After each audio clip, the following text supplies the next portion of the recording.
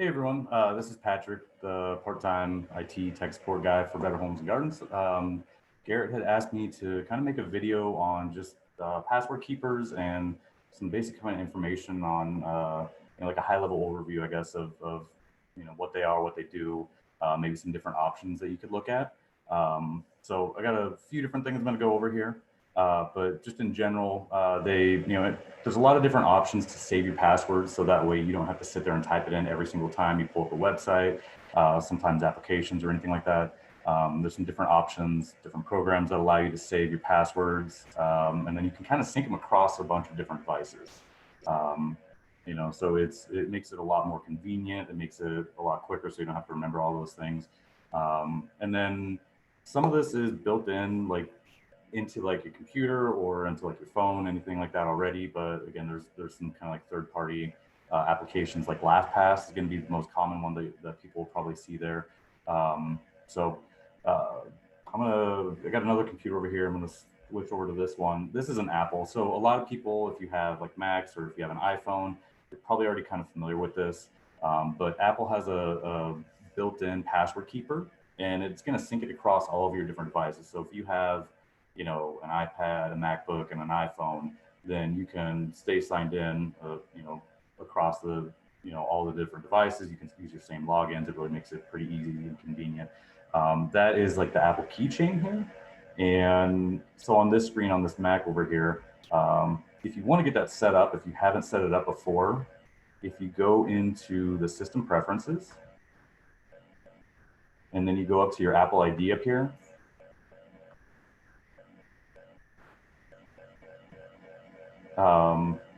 all the different options that your Apple ID is going to be synced in. If you want to have this keychain one right here synced up for that, that's going to be what allows you to sync all your passwords up across any different device. So you want to have that checked on your phone as well too.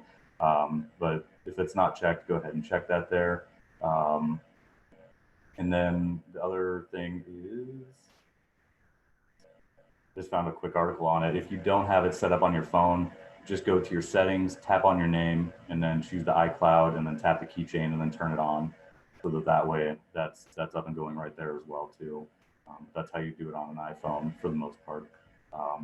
And then once you have it going there, then if you go up to the Go screen here, and go down to the utilities, and then if you go into this keychain access, I believe it'll probably ask for your password at some point here. There we go. But you can see all of the different things that it's logged into, and it's saved everything there. And you can kind of sort it down by, if you just want to look at, what's saved to your cloud, different programs or anything like that that's saved there. And it also remembers like your Wi-Fi as well too. So like this is my home Wi-Fi right here. But so it'll sync up a lot of different information across a lot of the different devices. And if you want to see it, you can go in here and it'll give you a little bit of information about it if you just double click on it. And if you click on show password, it's going to ask you for like the master password, for your iCloud account or your laptop basically. But then you can go in there and you can actually see the password if you want to just give that to someone there. Or if you wanted to like delete some of those out or change it or anything like that. But it really is nice because if you've got something on your phone and you sign into it, then if you got it synced up with your computer, it just keeps all that information right there. Makes it easy, so it's not too much of a pain. So it's nice. It's built in. It's free. You don't have to pay anything for it. It's just a part of Apple products. It doesn't maybe have quite some of the same options that some of the programs do that I'll talk about here. Like some of the other ones, you can share a password to someone else. It's maybe not as easy to sign up and sync across different devices. So if you have like an iPhone, but then you have a PC at home, or you got an Android tablet or something like that, it's not as easy to kind of sync all that up there. But the other thing I'm going to kind of go into is, I'll switch screens off of that real quick.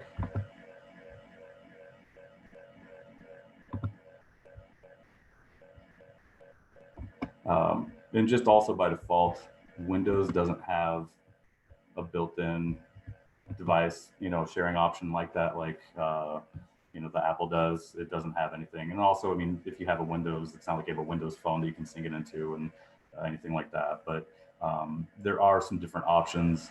Um, kind of depending on I guess some of the devices you have too. Like if you have a Samsung phone, some of those actually have like a Samsung kind of sign in where you can, sign in and save all your logins. Really, the kind of benefit of that is, let's say you lose your phone and you go and you get a new one, or you just buy a new one or something like that.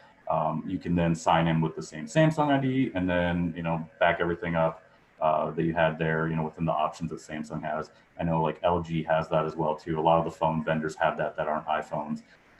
But if you're using like a computer, like a Windows computer, and even really any kind of computers, there's a handful of different softwares out there that you can buy. Some of them have kind of like a free version of it that maybe a little bit watered down, but they also have some different, paid versions as well too. This site right here is a really good site, pcmag.com. If you're ever looking at like software, anything like that, antivirus, different kind of things you can buy for technology at home, PCMag has a lot of great articles that show some of the benefits of it here. So this one right here has their reviews of a whole bunch of different softwares that will sync up across devices, for keeping your passwords. LastPass is the most common. That's something that I've used before. I had a job that my boss set it up, and then I set up a free account, and then that way he could share his passwords to me, and if something changed, he could update me with it. So there's some different options there. But like if you look at this article, three ones that I've heard of before: Keeper, LastPass, obviously, and then Dashlane. But there's a whole bunch more in here that you can sit down and kind of look through. There's a little box down here that once you click it down, it'll give you a brief rundown of just all the kind of generic, here's the quick bullet points of what's good about it. Here's what's bad about it. So like, again, LastPass is the one that I'm more familiar with. So I'm going to probably talk about that. I'm going to show that off here. With these, a lot of them have it. So if you've got multiple different kinds of branding on devices, so if you've got, again, like a Windows PC, you got an iPhone, you've got an Android tablet, you can sign in across all the different devices and then, share all the passwords. So that way you don't have to sign into it. A lot of them have a bunch of additional kind of features on there as well too. Like some of them you can create two-factor authentication. So that way, every time you sign in, you've got to get like a notification on your phone, like, yep, that's me, that's okay. So if you want that extra layer of security, that's something you could add in. Some of them on like a paid version have a dark web monitoring tool. So basically what that kind of does is it keeps an eye out for like data breaches. Like if a company is, hacked into and they get a lot of like stolen passwords or anything like that. So if your name kind of shows up, if your email address shows up in one of those lists, it'll notify you, hey, it's probably a good idea to change it. Some of the other things in here is you can create random generated passwords. So instead of typing in the same password, I know a lot of us have, the same password that we use for 38 different websites and all that. You can just have it just generate and save, this big string of gibberish. So that way it's going to be way less likely that someone's going to be able to get that and get into it there. So if you're looking at adding something like that and syncing everything up across all your devices, LastPass is pretty much kind of the mainstay of, that's the big one there that's been around for a while there. But I would say a good site like this to check out is, just like PCMag or just any kind of review site. But the other thing is when you get into that, the one downside to programs like this, when you set it up, it's going to give you this big warning that says like your master password to this cannot be remembered. The reason they do that is so that way if someone is trying to get into your account, they don't have a way to go ahead and send that a reset password over to your email or to your phone number or something like that. So it makes it a lot harder for someone else to get into, which is really nice, but at the same time, it's really kind of annoying if you forget what that is. When I was getting ready to shoot this video, I had tried signing into my LastPass, but I hadn't actually used the password in, I don't know, like 4 years. I've just been kind of collecting up all the passwords and just been like, yeah, okay, save it. Yep, save it. So when I went to go try to sign into my account, I couldn't remember what my master password was. And so there's a little reminder, and the little reminder I gave myself was a work password. Well, I don't remember what my work passwords were 4 years ago, so I basically ended up having to set up a new account here. But whenever you get signed up for it, then it's going to kind of look like this, where you can come in here and you can see, all the different passwords that you have saved. You can just launch it straight off the site. You can delete it. You can share it. You can kind of look at your settings and all that. Um, and a lot of the other stuff in here is it'll save like payment cards. So that way you don't have to sit there and pull out your card and type in, any information or anything like that. You can kind of save some of your bank account information, addresses. There's a whole bunch of different things that will save in here. And a lot of these different softwares will do something similar to this as well. But yeah, so it just makes it really nice and convenient as long as you can remember that one main password there. So if you do go an option like this, make it something that you're not going to forget. Don't use it as like a temporary password that you've been using for the last 2 months. Make it something that you're going to remember for a while, because in my case, I lost it. So there's some pros and cons to that. It is secure, but the downside is I forgot it there. So that's, something I'm just going to lose out on. Another thing that makes syncing some of your information across different devices really kind of simple and easy is if you use a browser like Chrome or Firefox, they actually have it where you can basically create an account for just Chrome, or you can create an account just for Firefox, and then you can sign into that web browser across different devices and all that. Again, because that's not going to matter what operating system it is. It'll work on iPhone, it'll work on Android, it'll work on PC. But then up here, on Firefox, there's a Firefox account, and you can see like an account setting, and then it's got some options to sync now. So basically every time you tell it, like, yeah, go ahead and remember that password, go ahead and remember my email address, my home address, whatever that autofill stuff is, it's going to kind of save that to your like Firefox account. And then if I go onto my phone and I hop on, I download Firefox, and then I install it and then sign into that same account, then I can sync that up. So it is really kind of nice how it will, and Chrome does the same thing. It's not just Firefox.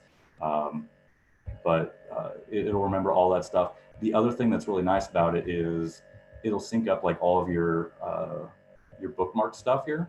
So like anything for my kids' schooling, anything like that. If I go and I sign in on the new computer that I got last week, basically I didn't have to sit there and go through and download or go to every site and then re-bookmark it and then re-sign in and retype in the password and save every one each time. Basically, I just signed into that Firefox account, and it just downloaded all that instantly. It remembered all of, the links and like all my autofill stuff. It doesn't quite have all the features that maybe you would see in like, LastPass or Keep or anything like that. It's not going to remember, applications. Like some of those programs will work for actual programs and not just websites on Windows. It doesn't have, kind of the dark web monitoring stuff if you go and pay for that option. It is free. It is nice. Just a little convenient to kind of save everything. The one big thing is like if you're not really going to do that, maybe it's like a password keeper. But if you are ever looking at getting a new computer or anything like that, or if you just want to save all of your bookmarks and all of your form data and autofill stuff, go ahead and just create an account and sign in and sync to it. That way, whenever you have that new laptop or you get that new desktop or something like that, you can just pull that over instantly and it'll save you a lot of downtime. Or in some cases, if let's say you get like a virus or something like that and you have to reinstall, your operating system on Windows, again, you just sign back into that and instantly just start pulling all that information. So I know with a lot of programs that you all use, they're web-based. It makes it really convenient to kind of be able to swap from one computer to another without having to juggle all that back and forth. So there is kind of a master password that you can set on that. So when you go in, let me take a look here.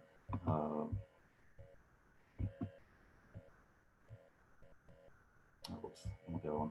But you can set it up so that way any kind of like how I showed on the Apple one, whenever you sign in and you want to make a change or you want to view a password, you can set a master password. So that way you have to prompt and say, yep, okay, this is me. I know the master password, and then it'll allow you access to everything else. I have it turned off right now, but that's something that I probably should take my own advice and turn that on there. But yeah, that way it kind of keeps it so that way it's, you know, if somebody just finds your laptop and it's open, that way they don't just have instant access to it. So, but yeah, I guess if you have any kind of questions on this stuff, you know, any questions about anything else, you can always give me a call, 402-469-7977, or you can email me at techsupport@betteromaha.com. I think, thanks. Have a good day.